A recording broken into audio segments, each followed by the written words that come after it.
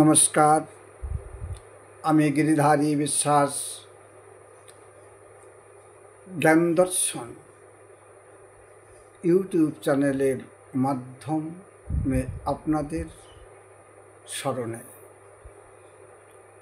আপনারা যেখানে আছেন, যারা আমার আবৃত কবিতা শোনার জন্যে সাগ্রহে আছেন, আমি তাদের প্রত্যেককে স্বাগত অভিনন্দন করছি, প্রণাম জানাচ্ছি। ছোট বা বয়োকনিষ্ঠ যারা, তাদের প্রতি আন্তরিক শুভেচ্ছা ও ভালোবাসা ব্যক্ত করছি। আমি এই মুহূর্তে স্মরণামৃতে উল্লেখিত 162তম নামরহিত কবিতা আবৃত্তি করে শোনাতে চলেছি। কবিতাটি আপনারা মনোযোগের সঙ্গে শুনবেন এবং একে আপন স্বজনের মাঝে শেয়ার করবেন। ধন্যবাদ। আবৃত্তি। মন তোমার শেষের পাওনা, নিঃস্বতা আর নিঃস্বতা। মন তোমার শেষের পাওনা, নিঃস্বতা আর নিঃস্বতা। তুমি যতই করো জড়ো খড়ো, পরিণতি শূন্যতা আর শূন্যতা। মন তোমার শেষের পাওনা, নিঃস্বতা আর নিঃস্বতা।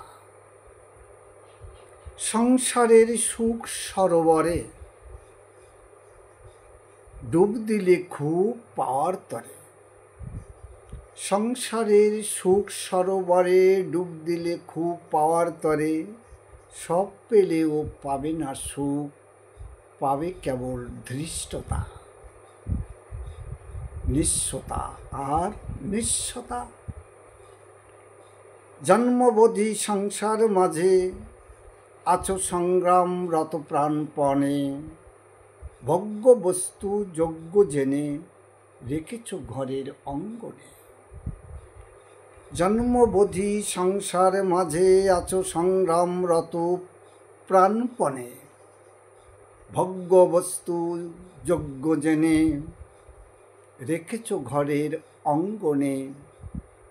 যাহা ভাগ করিবে ভাগিদারে, তোমায় রেখে বঞ্চিত করে। যা ভাগ করিবে ভাগিদারে, তোমায় রেখে বঞ্চিত করে। দেখতে পাবে চোখের পরে, মুখ খুলিতেই শত্রুতা। দেখতে পাবে চোখের পরে, মুখ খুলিতেই শত্রুতা। হবে সেটাই তোমার শেষের পাওয়া, যুগ জনমের ব্যর্থতা। মন তোমার শেষের পাওয়া, নিঃস্বতা আর নিঃস্বতা। তুমি যতই করো জড়ো খড়ো, তুমি যতই করো জড়ো খড়ো, পরিণতি শূন্যতা আর শূন্যতা। নিঃস্বতা আর নিঃস্বতা। সুধীমণ্ডলী, আমরা সংসারবদ্ধ জীব, আশা প্রণোদিত এই জীবন চক্র। জীবনের আশা নিয়েই আমাদের বাসনার বাসা বাঁধা। কিছু জড়ো করার বাসনা আমাদের আরও একটা মানুষ প্রবৃত্তির অঙ্গ। জড়োর মাঝেই আমরা জীবনের নবদীপ্ততা খুঁজে পাই। তাই যা কিছু আমরা জীবনে করি না কেন, তার মূলে থাকে কিছু না কিছু জড়ো করা। হতে পারে সে অর্থ, সম্পদ, সম্পত্তি, হতে পারে ব্যাংক ব্যালেন্স, গাড়ি বাড়ি, অথবা আরও কিছু এই পার্থিবীয় বিষয়বস্তু। কিন্তু জীবনের যখন আমাদের কোনো এক সময় পৌরত্বের শিকার হতে হয়, আমরা আমাদের কর্মজীবন থেকে নিজেকে ধীরে ধীরে সরিয়ে নিয়ে আসতে বাধ্য হই, কারণ আমাদের শারীরিক সঙ্গতি থাকে না, থাকতে পারে না, কারণ এটাই আমাদের জীবনের আর এক প্রাপ্য। যৌবন, তার আগে কৈশোর, তার আগে বাল্য জীবন, তো শিশু, শৈশব, কৈশোর, যৌবন, পৌর ও বার্ধক্য, একের পর এক সময়ে আমাদের উদ্দীপ্ততায় পরিপূর্ণ এই মনের অগ্রযাত্রা। কিন্তু কোনো এক সময় আপনার আমার সামনে আরও কিছুটা সময় থাকিলেও তখন কিন্তু আমাদের কর্মের শক্তি কমে আসে। আমাদের সামনের প্রবণতা যতই আগে থাকুক না কেন, অবশ্যই আমাদের কর্মদক্ষতা, কর্মক্ষমতা যখন লোপ পায়, আমাদের কোনো না কোনোভাবে কারো না কারো প্রতি ডিপেন্ডেন্ট হতে হয়। তো ইচ্ছা হোক আর অনিচ্ছায় হোক, এর কথা অতীব সত্য যে আমরা নির্ভরশীল হয়ে উঠি। আর এই নির্ভরশীল হতে হয়ে আপন স্বজনের, যারা আমারই বলে এই সংসারে পরিগণিত, স্ত্রীধন, পুত্র পরিজন, সবাই যেন আমার অতি আপন। কিন্তু আমার শেষের যে গতি, শেষের যে স্থিতি, শেষের যে এক পর্যায়, যেটা আমার জীবনের শেষ পর্যায়ের দিক, তখন আমি মনে করি আমার এমনই সঙ্গতি হয় যে এক গ্লাস জলও এনে নিজে খাওয়ার সঙ্গতি হয়তো হয়ে ওঠে না। তখন যার কাছে আমরা পাওয়ার বাসনা রেখে নিজেদেরকে সুদৃঢ় রাখার মনোবৃত্তিকে আশান্বিত করে তুলি, আশান্বিত করে রাখি, কিন্তু তারা সেই আশাকে পূর্ণ করতে অনেক সময় তাদের সুযোগ সুবিধার অসুবিধার কারণ হয়তো আমাদের সেই ডাকে সাড়া দিয়ে উঠতে পারে না। তাদেরও ব্যস্ততা তাদের মতন আগে বাড়তে থাকে। তাদের কর্মজীবনের যে স্রোত, সেই স্রোতধারায় তারা তাদের মতো চলতে শুরু করে। এছাড়া সংসারের আর একটা দিক আছে, যে সঞ্চিত বিষয় সম্পত্তি, যা আমার বলে আমি এত আঁকড়ে রেখেছি, কিন্তু শেষ পর্যন্ত সে বিষয় সম্পত্তি আমার থাকতে চায় না।